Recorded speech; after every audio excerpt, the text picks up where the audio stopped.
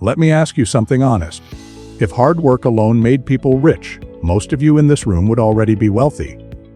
But you're not. And it's not because you're lazy, unlucky, or bad with money. It's because no one ever taught you the rules the wealthy actually play by. Tonight, I'm going to show you 6 strategies the rich use every day. Not theory. Not motivation. Real systems that quietly separate the wealthy from everyone else. And once you see them, you'll never look at money the same way again. I've spent years studying how money really moves. Not how it's taught in schools. Not how it's sold on social media. The rich don't win because they earn more. They win because they think differently, structure differently, and decide differently. Most people are taught how to make money. The wealthy are taught how to control, multiply, and protect it. Today, I'm pulling back the curtain. These are the 6 strategies you were never taught, and more importantly, how you can start using them. Most people are trained from a very young age to believe that income is the goal. Study hard, get a degree, find a good job. Work longer hours, ask for a raise. And for a while that approach works. You earn money, you pay bills, maybe you upgrade your lifestyle. But here is the uncomfortable truth most people never hear. Income alone will never make you wealthy. Income stops the moment you stop working. That is the trap almost everyone lives in without realizing it.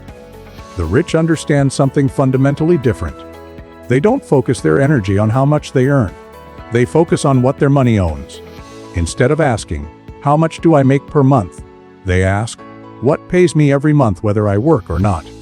That single shift in thinking changes everything. Assets are not about status or appearance.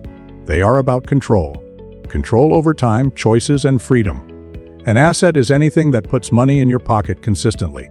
It could be a business, rental property, dividends, intellectual property, or equity in systems that continue to produce value. The rich build these quietly and patiently. While others celebrate pay raises, they celebrate ownership. A higher salary often comes with higher stress and higher expenses. An asset comes with leverage. It keeps working even when you don't. This is why you will often see wealthy people live simpler lives than high earners who are constantly broke. High income without assets creates pressure. Assets without flashy income create stability. The rich are not impressed by how much you earn in a year. They are impressed by how long your money can survive without you. That is real wealth. Another difference is how risk is perceived. Most people believe assets are risky and jobs are safe. The wealthy see it the opposite way. A job depends on one employer, one industry, one decision you do not control. An asset spreads risk over time and structure. When income comes from multiple sources, no single failure can collapse everything. That is not luck, that is design. The rich also understand that money has a job. Every dollar is either consuming or producing. When money is used only to consume, it disappears. When it is used to acquire assets, it replicates. This is why wealthy people are patient buyers and long-term holders. They are not emotional about money. They are strategic. They delay pleasure today to buy control tomorrow. Over time, assets change how life feels. Bills stop feeling heavy. Decisions stop feeling rushed. Time opens up. You are no longer trading hours for survival.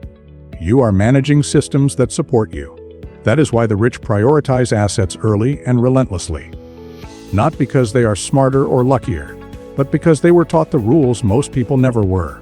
Most people grow up hearing one simple message about debt: avoid it at all costs. Debt is painted as failure, weakness, or irresponsibility. And for many people, that belief feels true because their experience with debt has been painful. Credit cards, personal loans, and buy now, pay later schemes are designed to drain future income, not build it.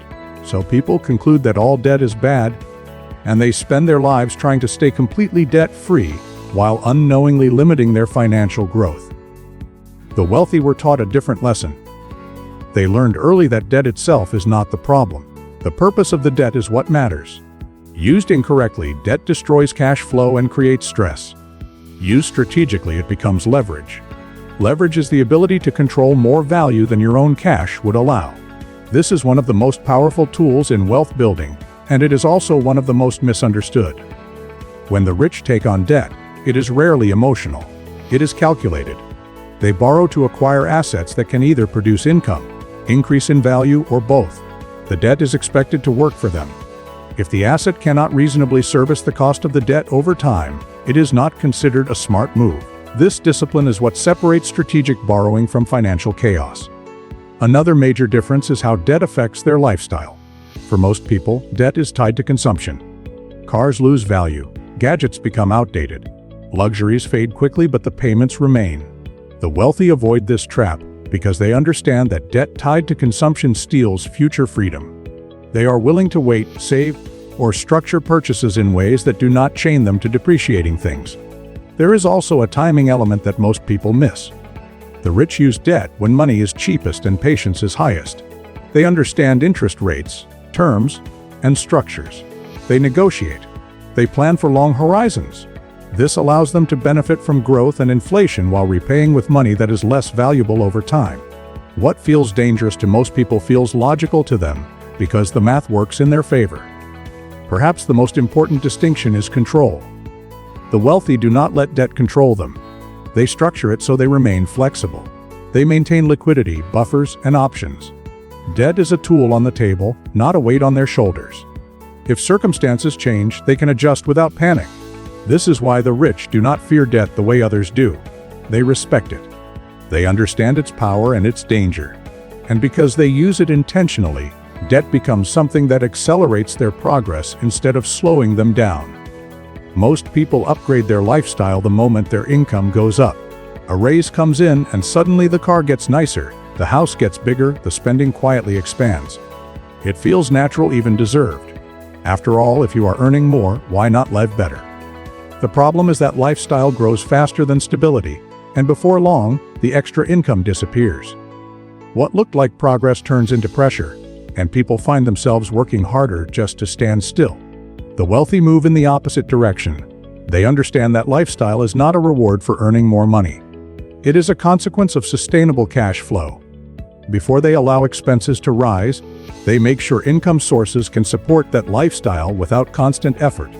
They ask a simple question most people never ask: if I stopped working tomorrow, what would still pay for my life? Cash flow is about predictability. Salaries feel predictable until they are not. Businesses slow down, industries change, jobs disappear. The rich prioritize income streams that are not dependent on daily labor. When those streams are strong enough, lifestyle upgrades feel safe rather than stressful. There is no rush because comfort comes from stability, not from spending. This mindset also removes emotional decision-making.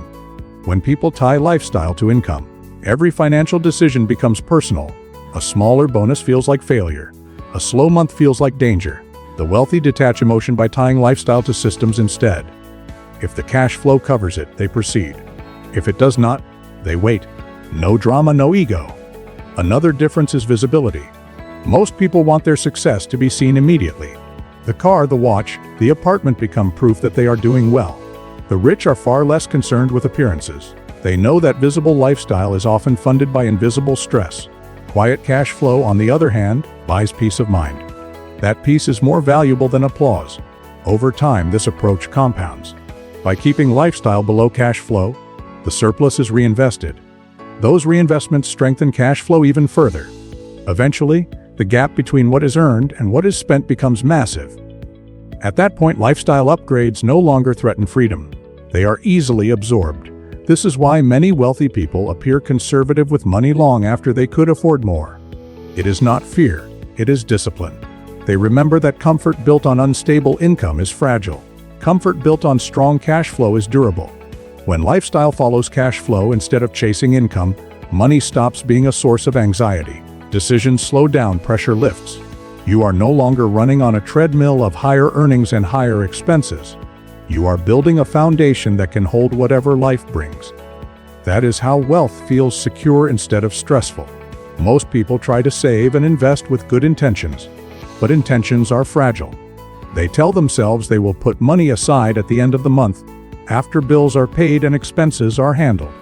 What actually happens is that life gets in the way. Unexpected costs appear, small purchases add up, and whatever is left feels too small to matter. Over time, saving becomes inconsistent and investing feels optional rather than essential. The wealthy remove willpower from the equation. They understand that discipline fades, but systems endure. Instead of relying on motivation, they create structures that move money automatically. The moment income comes in, a portion is redirected before they can touch it. That money is no longer available for impulse decisions. It is already working somewhere else. This approach changes behavior without requiring constant effort. When money is set aside automatically, spending adjusts naturally to what remains. There is no feeling of sacrifice because the system defines the limits. The rich do not ask themselves each month whether they should invest. The decision was made once, and the system executes it repeatedly. There is also a psychological advantage. When people try to save what is left, they feel like investing is a loss. When money is invested first, spending becomes the variable, not saving. This flips the emotional experience of money. Instead of feeling restricted, people feel secure knowing progress is happening in the background, quietly and consistently. Automation also protects against emotional mistakes. Markets rise and fall. News creates fear and excitement. People who invest manually tend to react. They pause contributions when things feel uncertain and chase returns when things look good. The wealthy avoid this trap by letting systems operate without emotion. Consistency matters more than timing, and automation enforces consistency. Over years, this habit becomes powerful. Small amounts invested regularly grow into meaningful sums. Compounding works best when it is uninterrupted. By paying themselves first automatically, the rich ensure that compounding is given time and space to do its job. They do not try to be clever. They try to be consistent. Another important aspect is identity. When someone pays themselves first, they reinforce the idea that they are an investor, not just a consumer. Money is not only for spending today, it is a tool for building tomorrow. That shift in identity influences every financial decision that follows, from career choices to risk tolerance. This is why the wealthy rarely talk about budgeting in the way most people do. Budgets require constant attention and self-control. Systems require design. Once the design is right, behavior follows naturally. Paying yourself first is not about saving more through effort. It is about making progress inevitable. By the time most people realize how important this is, years have passed. The wealthy started early, not because they earned more, but because they structured better. And that structure quietly made all the difference. Most people chase quick wins. They want fast money, sudden breakthroughs, and dramatic changes that happen in months, not years. This mindset is understandable because pressure makes people impatient. Bills are due, expectations are high, and waiting feels risky. As a result, decisions are made for short-term relief rather than long-term strength. What looks like opportunity often turns into instability. The wealthy think in systems because systems reduce dependence on perfect timing. A single deal can go wrong. A system produces results again and again. Instead of asking how to make money once, they ask how to make money repeatedly with minimal friction. This way of thinking shifts focus from outcomes to processes, from luck to structure. Long-term systems are built to survive bad days, slow months, and changing conditions. The rich expect setbacks. They design around them. Cash reserves, diversification, and scalable models are not afterthoughts. They are part of the foundation. When something breaks, the system absorbs the shock instead of collapsing. This approach also changes how effort is applied. Most people trade time directly for money. Work more hours, earn more pay. The wealthy concentrate effort upfront to build something that keeps working. Once the system is in place, maintenance replaces constant labor. Time is freed, not consumed. Compounding is the quiet engine behind this mindset. Small, consistent advantages stack over time. Whether it is skills, capital, or relationships, systems allow growth to build on itself. The rich are willing to look slow in the beginning because they understand that acceleration comes later. What feels boring early becomes powerful over decades. Another key difference is patience under uncertainty. Short-term thinkers need immediate feedback. If results do not show up quickly, they assume failure and move on. The wealthy allow time for systems to mature. They track direction, not daily noise. This keeps them from abandoning strategies that are working but not yet visible. Systems also create clarity. When money comes from repeatable processes, planning becomes easier. Decisions are made with confidence because outcomes are more predictable. Stress decreases, not because problems disappear, but because uncertainty shrinks. Stability comes from knowing how money flows, not hoping it will. This is why the wealthy are rarely impressed by sudden success stories. They know how fragile fast wins can be. What lasts is what is structured, tested, and refined over time. Systems do not rely on constant motivation or perfect conditions. They rely on design. In the end, long-term systems are not about being cautious. They are about being deliberate. The rich accept that wealth is built slowly, then grows rapidly, while others are searching for shortcuts. They are building foundations. And when time does its work, those foundations are what quietly set them apart. Most people believe the hard part of money is making it. Once they earn more, they assume the problem is solved. History shows the opposite. Many high earners, athletes, entrepreneurs, and lottery winners lose everything not because they failed to make money, but because they failed to protect it.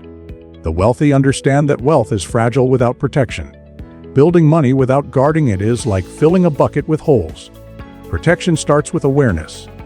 The rich know that money is constantly under threat. Taxes, inflation, lawsuits, poor decisions, and economic shocks quietly erode wealth over time. None of these threats announce themselves clearly. They work slowly and often invisibly. Because of this, protection is treated as a priority, not an afterthought.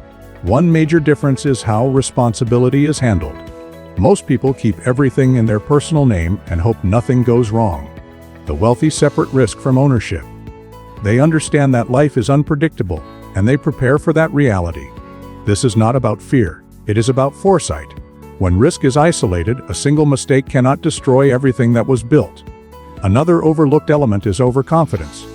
When money starts growing, people assume success will continue. The rich stay cautious even when things are going well. They review, rebalance, and question assumptions, not because they expect failure, but because they respect how quickly conditions can change. Complacency is seen as a threat equal to bad decisions. Diversification also plays a role, but not in a shallow way. It is not just about owning many things. It is about understanding how those things behave under pressure. The wealthy aim to avoid single points of failure. If one area underperforms, others can compensate. This creates resilience. Wealth becomes harder to wipe out. There is also an emotional aspect to protection. The rich try to remove ego from financial decisions. Pride pushes people to hold on too long, take unnecessary risks, or ignore warning signs. Protection requires humility. It means accepting that no one is immune to loss. This mindset keeps decisions grounded and rational. Over time, protection changes how wealth feels. Money stops being something that could vanish overnight. It becomes stable, predictable, and calm. This stability allows better decisions in every other area of life. When fear is reduced, clarity increases. The wealthy do not protect money because they are pessimistic. They protect it because they are realistic. They know that losing money is easier than making it. One careless move can undo years of effort. By defending wealth as carefully as they build it, they ensure that progress is not temporary. This is why true wealth lasts across generations while sudden fortunes disappear. Protection is not exciting. It does not get applause. But it is the reason wealth survives long after the work of earning it is done. If there is one thing I want you to remember, it is this. Wealth is not about working harder or earning more. It is about understanding the rules and playing the right game. The rich are not doing something magical. They are doing something deliberate. They build assets, use leverage wisely, control cash flow, automate progress, think long-term, and protect what they build. These strategies are not reserved for a special few. They are available to anyone willing to think differently and act patiently. The question is no longer what you earn, but what you build from it.